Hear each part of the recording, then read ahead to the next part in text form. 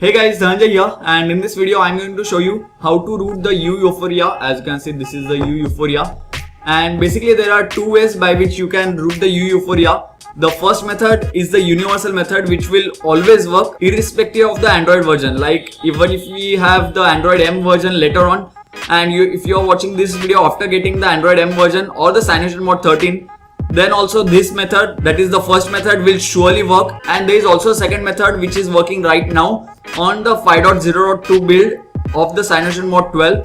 It may not work on the future builds, like when some OT update comes or when 5.1 update is released. The second method may work or may not work. So I'll show you guys both the methods, and I'll recommend you guys to use the first method as it is one of the safest method and it is one of the best and recommended method too. And I'll show you guys the second method too at the end of the video. If you guys want to follow that method, you can follow that too.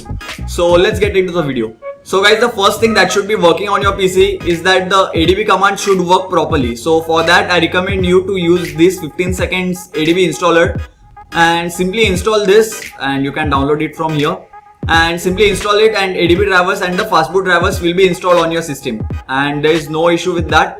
And after that, install the PDNet++ drivers from here, and I'll give all the links which I'll be using in this video in the description box below, so do not worry about that. Now to properly install the drivers, go into settings, then go into about phone, and then tap the build number 7 times. This will unlock the developer options. As you can see, I have already unlocked the developer options. And after that, select Android debugging and make sure that it is selected. And when you enable Android debugging for the first time and you enter any command, then you will see something like this on your phone. And don't forget to check remember always and hit OK. And after that, all the commands will be working very fine. And now we need to boot into fastboot mode. So for that, once again go into developer options and select advanced reboot. And once the advanced reboot is selected, long press the power button, select reboot, select bootloader and hit OK. So as you can see, the phone has booted into the fastboot mode, and Android ADB interface, that the device driver software, is also installed successfully. So that's a good thing. That means the drivers are installed properly.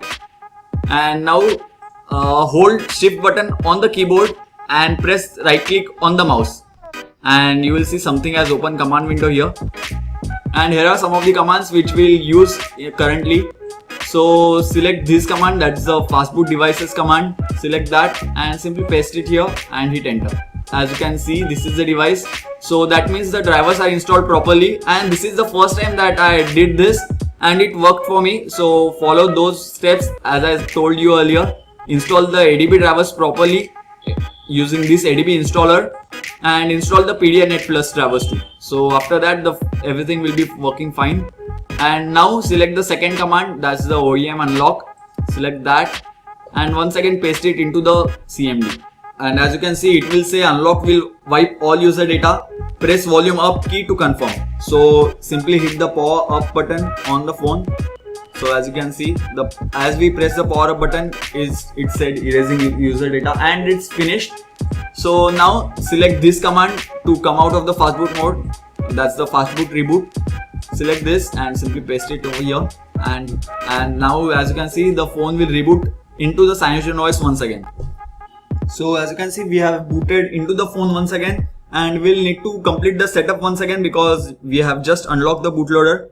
So I'll just skip everything.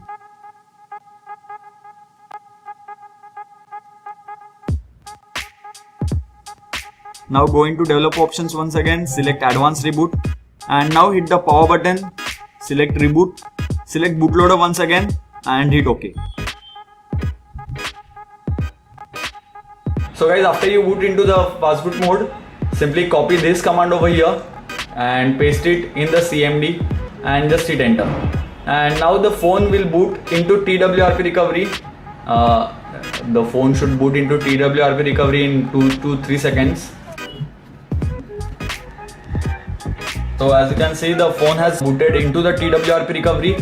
Now select install, and now select update super SU. Select this and just swipe to confirm flash. And now this will flash the super SU zip, and after this the system will be rooted successfully. and we have not flashed the TWRP recovery permanently. We just booted into the TWRP recovery and flashed the Super SU zip.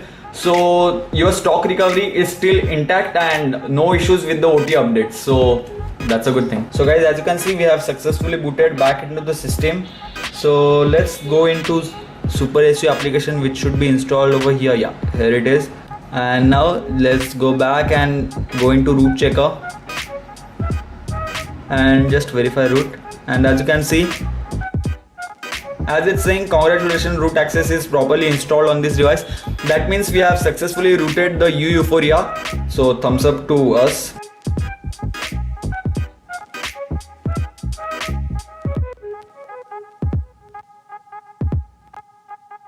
So guys, this is the first method which I showed you right now, and the second method is like very easy.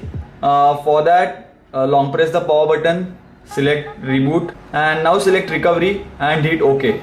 And now we'll boot into stock recovery mode, and this will work even if you have locked bootloader, and it is working right now on the 5.0.2 build. But it may not work on later build after some OT update comes, so do keep that in mind. And after we boot into Cyanogen recovery, go into the second option which says apply update. Select choose from internal storage, select 0, then select the Super SU version 2.4.2.46 and simply flash it. And after that's done, simply hit the reboot system now button. And by using this method also, you can flash the Super SU zip, but I do not recommend using the second method. You can stick to the first method, and it's very easy to, and it's the safest method you can follow to root the Euphoria. So yeah, this is pretty much it for this video guys. Thank you for watching. Hope this helped you to root your Euphoria, and if you still have any doubts, suggestions or queries, do let me know about that in the comment section below, and do check the description box below for all the download links that I used in this video. So yeah, thank you guys, thank you for watching.